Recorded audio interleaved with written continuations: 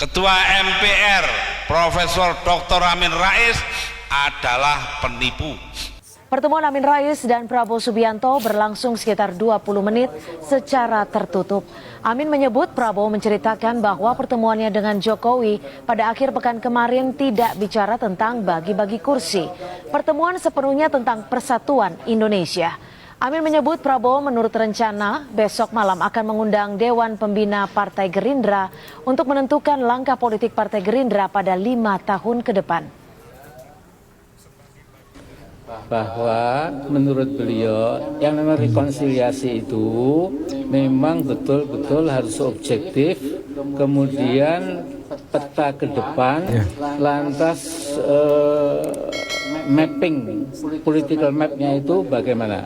Kalau memang betul untuk kedaulatan pangan, kedaulatan energi, kedaulatan air, memperkuat ketahanan bangsa, perbaikan kekuatan militer dan lain-lain, kemudian pro pada rakyat, pro pasal 33 Undang-Undang 45, maka semua bisa dipertimbangkan.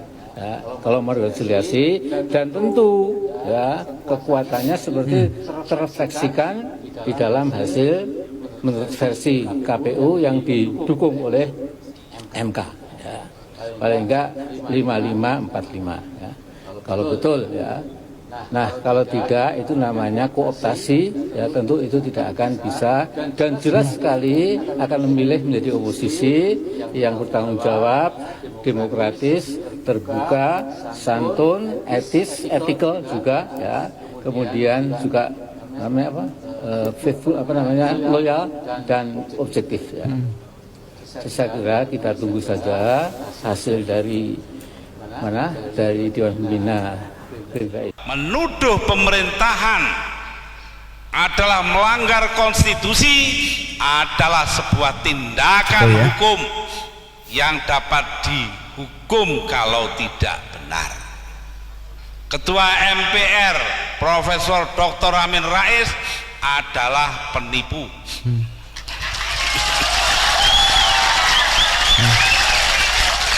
Ini ke 52 kalinya saya bicara di muka umum. Tak tunggu nih, bener gak ini yang menentukan benar tidaknya pengadilan. Saya tunggu, berani tidak membawa saya ke pengadilan. Sampai hari ini tidak berani. Mengapa saya berani mengatakan demikian? 2 bulan sebelum saya dipilih menjadi presiden, Amin Rais ditemani oleh Fuad Bawazir dan Al Hilal Hamdi naik helikopter ke pesantren Buntet Astana Japura di Cirebon. Di sana berkumpul 60 orang kiai besar-besar didatangkan oleh Amin Rais, dan dia meminta kepada para ulama itu melalui kata-kata kepada Kiai Abdullah Abbas, pengasuh pondok pesantren tersebut, Kiai, kira-kira lo ya, Mbok Gus Dur itu disuruh jadi calon presiden. Kiainya jawab, nanti dalam 2 bulan sampean lengserkan. Lalu dia katakan, wallahi tidak akan mungkin itu terjadi. Panjang lebar, ya memang enggak 2 bulan, 20 bulan kemudian. Ya, artinya apa? Dia melanggar sumpahnya sendiri, janjinya sendiri. Lah orang melanggar sumpah atau janji itu kan penipu toh. Nah itu. Di mana-mana saya bilang begitu enggak berani jawab. Ada orang lain juga begitu, Wakil Presiden Hamzah Has. Saya bilang ini ke 39 kalinya. Jadi saya sudah pidato di mana-mana. Tidak hanya begini saja Pak Hikam, sudah di mana-mana.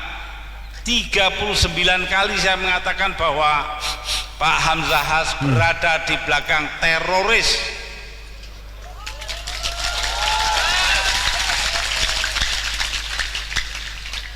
Pertama kali saya ngomong di Aring-Aring pada waktu pengajian selepas apa itu namanya konferensi NU wilayah Jawa Timur, ya. Di situ saya katakan saya sangat terkejut ketika Wakil Presiden Hamzahas menyatakan prihatin terhadap peledakan bom di Bali. Loh, kenapa kok cuma prihatin? Tidak berani mengutuk. Jangan-jangan saya bilang orang di belakang pemboman itu adalah temannya Hamzahas. Oh ya. Sampai sekarang saya tunggu-tunggu, tidak berani membawa ke pengadilan. Mustahil dia tidak dengar, dia mesti dengar. Yang ini pun dia dengar. Ya, nah itu. Jadi jelas sekali para hadirin dan hadirat bahwa negeri kita ini sedang mengalami duka nestapa, sedang mengalami kesusahan. Karena apa? Konstitusi yang diperjuangkan mati-matian, konstitusi yang diperjuangkan oleh para pendiri republik ini, termasuk 7 orang wakil gerakan Islam.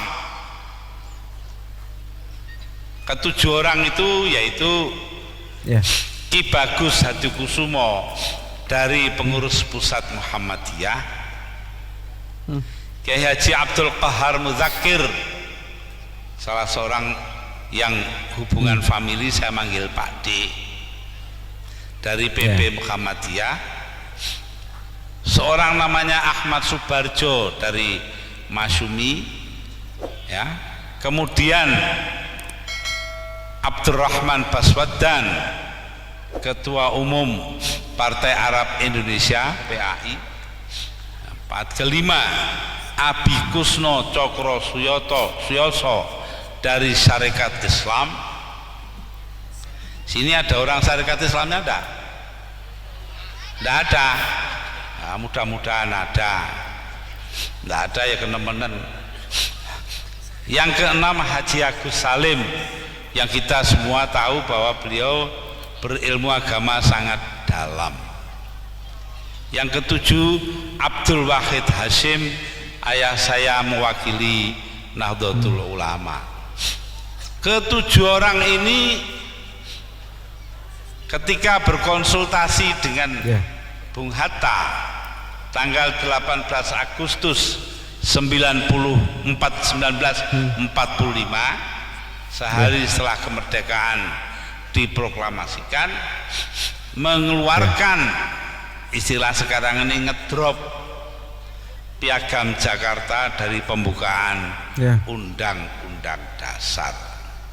Loh, negara yang diperjuangkan mati-matian juga oleh para wakil-wakil organisasi Islam itu sekarang sedang mengalami musibah besar-besaran karena terjadi pelanggaran konstitusi, pelanggaran demi pelanggaran.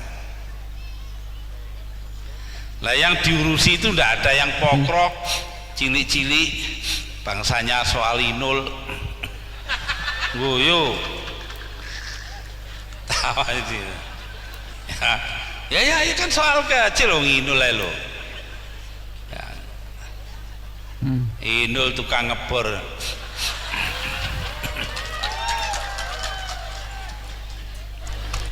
Nah, karena itulah pelanggaran demi pelanggaran, kebohongan demi kebohongan, pengkhianatan demi pengkhianatan, Allah marah. Bismillahirrahmanirrahim. Wala talbisul haqqo bil batil wa taktumul haqqo wa antum ta'lamun. Jangan kau campur adukan antara yang benar dengan yang salah, dan jangan kau tutup-tutupi yang salah. Jangan kalian tutup-tutupi yang salah kalau kalian tahu. Nah ini. Jadi kita tahu dan tidak kita tutupi, buka sajalah. Amin Rais melanggar sumpahnya,